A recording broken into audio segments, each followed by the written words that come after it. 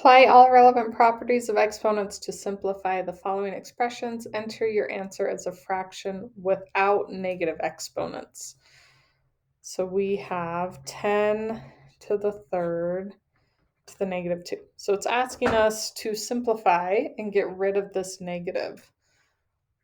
So what happens is this negative 2 goes to both of those. So we have 10 to the negative 2 and 3 to the negative 2. The negative 2 distributes to the numerator and the denominator. But we want to get rid of the negative exponents, right? So we're going to do our cross the line, change the sign. Our negative 2 exponent with the 10 goes on the denominator with a positive exponent. And then our 3 with the negative 2 goes to the numerator to make a positive 2. So really what we have is 3 over 10, the reciprocal of our original fraction, to the positive 2. So if I type that in,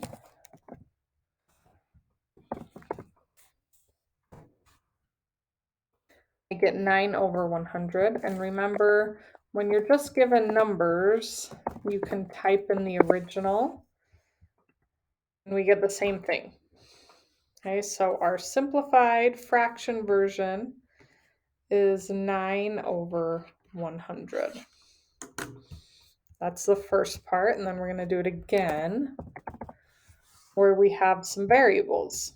So the variables is why we need to know the rules. So we have negative 6n over m to the negative 3. So whenever there's a negative here in front of a fraction, you can move it with the denominator or the numerator. It's habit for most of us to stick it with the numerator. So I'm going to do that. And then we just learned this rule here. We take the reciprocal of the fraction and change our exponent to positive. So I can reciprocal this fraction, m over negative 6n, and now my 3 is positive. And then that 2 up here, that distributed to both the numerator and the denominator. So we're going to do the same thing. Same rules, same properties, but now we just have variables. So I have m to the third, and then we have negative 6n to the third.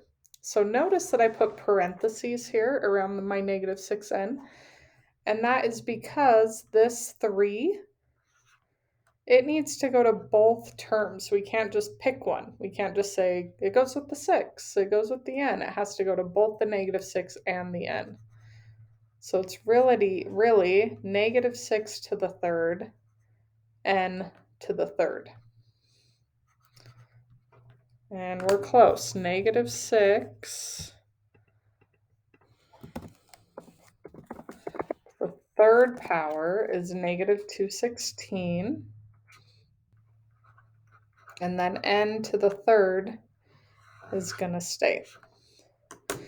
And that's our answer. So when we type it in, it needs to look like that. So m to the third divided by negative 216 n to the third. So see what happened?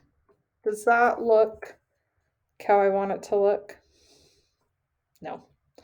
So my denominator went out. It didn't stay together. So in order to make things stay together, I need to put parentheses around everything I want to stay together. So I put parentheses around the negative 216 and n to the thirds to say, hey, I want to group these and keep them together.